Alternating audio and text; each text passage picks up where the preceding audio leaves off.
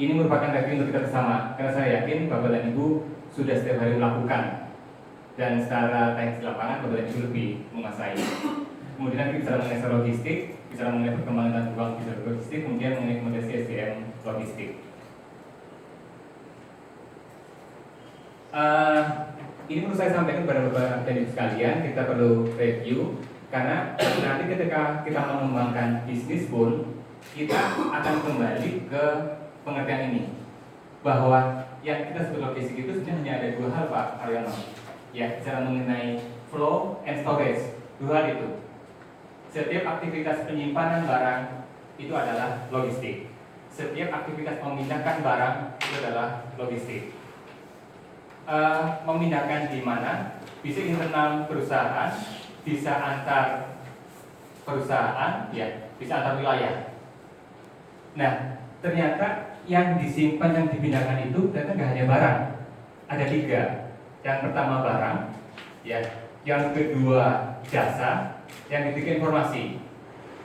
Jadi beberapa pihak luput bahwa yang dipikirkan ketika kita melakukan aktivitas logistik itu hanya barang, Pak. Padahal kalau hanya barang, perusahaan itu ternyata memberikan lebih dari sekedar barang. Dia memberikan informasi, dia memberikan jasa yang terkait, gitu. Dan kemudian bicara mengenai logistik ternyata tidak hanya bicara mengenai dua titik, Pak. Ya, point of origin-nya itu ternyata ada di ujung. Point of destination-nya ternyata ujung, gitu. Dan nanti kita akan bicara mengenai supply chain, bahwa yang kita perlu janjikan ke customer kita tidak hanya logistik, ya, antar dua titik, tapi harus dari ujung ke ujung, ya. Karena customer, ya, apalagi ketika persaingan semakin ketat dari para penyedia jasa logistik, ya, mereka inginnya one stop service, ya, menyerahkan kepada satu pihak, tolong urus barang kami, barang saya, barang perusahaan saya, ya, dari titik awal, dari raw materials, ya, sampai barang itu menjadi finish goods, finish products yang diterima oleh end customer, itu. Dan itu juga nanti akan bicara bahwa ternyata bukan customer tapi end customer, ya. Karena apa? Customer itu adalah yang beli barang, Pak, ya. Tetapi yang beli barang itu belum tentu yang menggunakan. Makanya apa? Setelah customer ada end customer. End customer ini yang kita sebut sebagai consumer, yang menggunakan, user, ya, gitu, Pak. Nah, kenapa? Karena kecewa atau tidaknya pengguna itu bukan yang beli, Pak, tapi yang menggunakan. Itu terkait dengan apa? Ya, terkait dengan requirement dari customer tadi. Dalam hal apa? Berarti ada 7 hal, Pak. Bahwa customer itu tentu pengen right products, ya, right time, right place, dan seterusnya. Ya, right product itu jelas, ya. Tetapi produk itu harus kita berikan, harus diterima oleh pelanggan kita pada waktu yang tepat, ya. Tidak boleh terlalu lambat, tidak boleh lambat karena akan mengganggu produksi, tapi juga tidak boleh terlalu cepat. Karena beberapa perusahaan itu sudah menerapkan just in time. Mereka tidak ingin inventory yang berlebihan karena dampaknya ke penggunaan gudang dan seterusnya. Itu ada konsekuensi biaya. Mereka juga dengan right price, jumlahnya tepat, kemudian kualitas. Karena apa? Selama dalam perjalanan bisa saja terjadi banyak gangguan, Pak. Ya, gangguan cuaca, mungkin masalah risiko kecelakaan dan sebagainya. Nah, sehingga itu akan mempengaruhi dari quality, ya, maupun kondisi dari barang kita. Dan ujungnya apa? Ya, tentu masalah efisiensi, sehingga harus diberikan right cost. Bapak-Ibu sekalian, tadi saya sampaikan kepada Bapak-Ibu bahwa hanya ada dua hal mengenai logistik. Yang pertama flow, yang kedua adalah storage, dua hal itu. Tetapi kalau kita pecah lebih rinci lagi, ternyata ada 13 aktivitas, ya, dari customer service, demand forecasting, inventory management, dan seterusnya. Ya, jadi ini penting karena customer kita pengen one stop service. Tentu dia ingin menghubungi ke satu orang, satu kontak person, satu kontak center, ya, yang bisa memberikan informasi semuanya. Nah, sehingga customer service menjadi justru nomor satu. Yang kedua, masalah demand forecasting. Bicara mengenai supply chain logistik, sebenarnya tujuannya adalah managing ada supply and demand. ya, matching supply and demand, itu saja, ya. Tapi tantangannya adalah ketika kita bicara mengenai logistik, bicara mengenai supply chain, ada ketidakpastian, ada uncertainty. Nggak pasti dalam hal apa? Supply-nya nggak pasti, Pak. Ya, karena kiriman dari pemasok juga nggak pasti. Ya, apalagi bicara mengenai produk-produk yang dibuat dengan komoditas yang terpengaruh oleh musim. Nah, kemudian demand juga nggak pasti. Masalah selera, masalah berubah teknologi dan seterusnya. Nah, sehingga masalah forecasting menjadi sesuatu yang sangat penting, inventory management, bahwa konsekuensi dari persediaan yang terlalu banyak, terlalu berlebihan, atau yang kurang, itu ada konsekuensi yang nggak bagus. Ya, dan seterusnya Bapak dan Ibu. Dalam mengenai logistic communications, bagaimana kita menangani barang supaya barang itu bisa kita handle dengan cepat, ya, dengan efisien dari sisi biaya dan seterusnya. Pemrosesan pesanan, bicara mengenai packaging, ya, support part and service, kemudian bagaimana kita menentukan site, ya, untuk plant maupun warehouse, mengenai procurement, mengenai logistik, transportation, dan storage. Jadi ada 13 aktivitas. Jadi kalau misalnya kita ingin mengembangkan perusahaan kita menjadi penyedia jasa logistik, kita harus perhatikan 13 hal ini. Ini suatu yang mestinya suatu yang menarik, karena memang kita butuhkan dan saling terkait, akan pengaruh ke ujung-ujungnya adalah output dari logistik ini, yaitu competitive advantage. Ya. Perusahaan-perusahaan logistik itu sekarang banyak sekali, Bapak Ibu, nanti akan saya sampaikan petanya, dan masing-masing berusaha untuk memberikan advantage yang paling bagus, ya, untuk ditawarkan kepada customer. Oke, berikutnya ini mengenai supply chain management. Jadi gini Bapak dan Ibu, kalau bicara mengenai supply chain, ya, itu suatu yang secara alami ada. Rantai pasok itu ada, tanpa diapa-apakan, tanpa di manage, itu ada rantai pasok beras, rantai pasok terigu, rantai pasok kedelai, rantai pasok fast moving and consumer goods dan seterusnya. Ya, tetapi supaya efektif, supaya efisien, itu perlu dikelola. Dikelolanya ya tentu dalam bentuk supply chain management. Jadi saya sampaikan tujuannya apa? Matching supply and demand. Ya, Bapak dan Ibu bisa lihat bahwa dari sisi pasokan ini paling tidak ada 4 pelaku: pemasok, manufaktur, distributor, pengecer. Jadi kalau kita akan mengelola logistik, ya secara end to end, kita perlu mengelola dari ujung-ujung ini. Dan kalau kita lihat Bapak dan Ibu, ya, kalau kita ini pabrik yang ini, pemasok dari pabrik ini ternyata ada beberapa.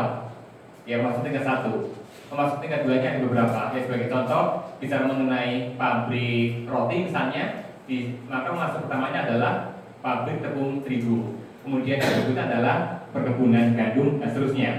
Gula juga seperti itu.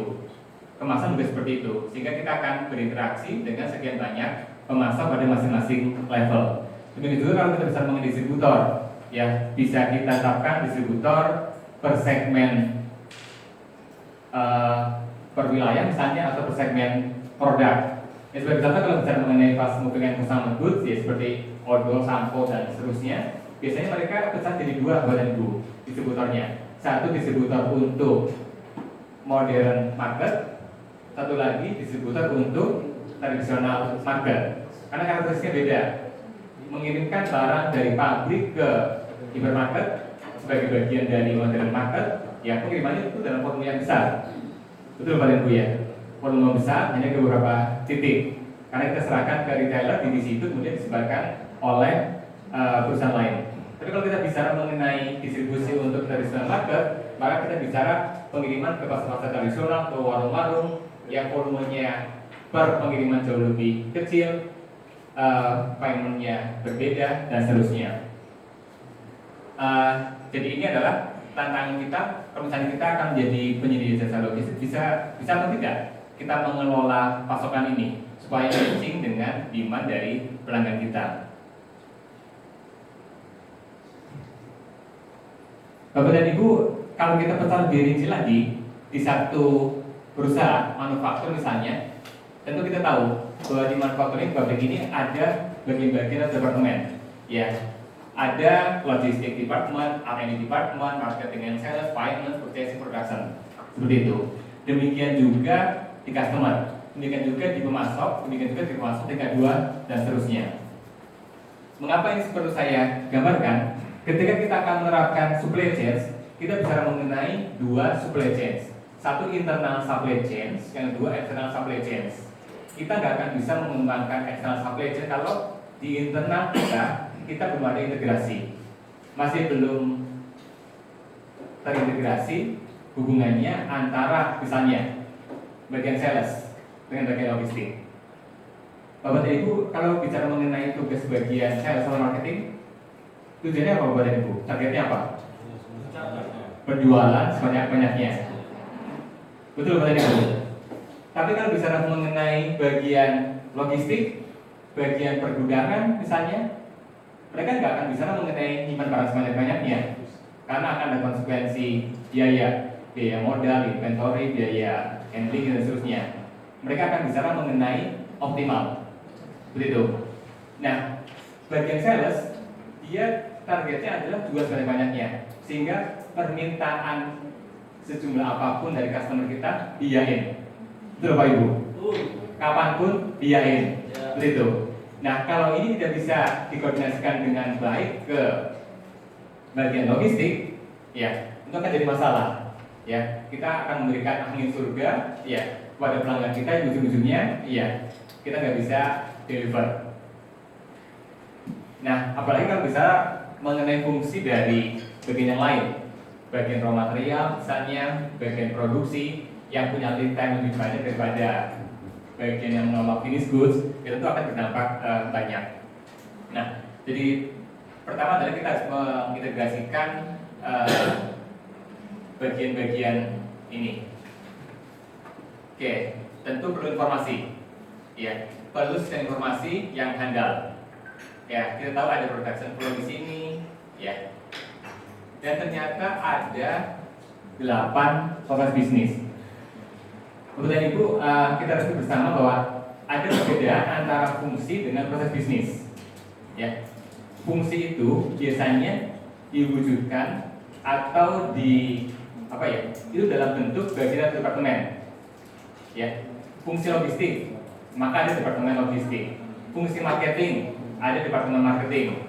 Fungsi produksi, ada bagian produksi. Tetapi kalau bicara mengenai proses bisnis, ini lintas fungsi sebagian. Jadi kita nggak bicara proses bisnis logistik, enggak. Kita nggak bicara proses bisnis marketing. Yang kita bicarakan adalah proses bisnis CRM, ya, proses bisnis CSM, proses bisnis demand management. Sebagai contoh, demand management atau order fulfillment, ini adalah proses bisnis yang harus kita berikan kepada pelanggan kita, yang akan melibatkan semua fungsi, semua bagian dalam perusahaan kita. Dan ini juga akan melibatkan fungsi-fungsi dan bagian-bagian lain di customer kita, di pemasok tingkat 1 kita, di pemasok tingkat 2 kita, dan seterusnya. Ya, aliran barang itu akan agak efisien kalau kita bisa mengintegrasikan proses bisnis. Ya, dan biasanya apa Bapak Ibu? Anggap bagian itu terkotak-kotak. Ya, bagian marketing sendiri, bagian finance sendiri, itu terkotak-kotak. Hubungan antar bagian itu seringkali menjadi sesuatu yang masih belum smooth, ya. Bapak dan Ibu, kalau misalnya ada sesuatu yang ingin kita diskusikan dari paparan yang saya sampaikan, slide yang saya tampilkan, itu silakan saja, ya. Artinya biar nanti tidak hanya satu arah, ada 2 arah diskusi kita Bapak dan Ibu. Oke, Bapak dan Ibu, tadi yang saya sampaikan itu supply chain di tingkat perusahaan mikro sifatnya. Nah, saya sampaikan yang sifatnya makro, ya. Saya ingin menggambarkan bahwa ketika kita bicara yang levelnya makro, dan ini nggak bisa kita hindari, ya, perusahaan kita itu dipengaruhi oleh level makro. Ini ternyata ada sedemikian banyak perusahaan, ada sedemikian banyak instansi kementerian yang terkait, ada sedemikian banyak pihak yang terkait. kalau kita akan mengembangkan supply chain management.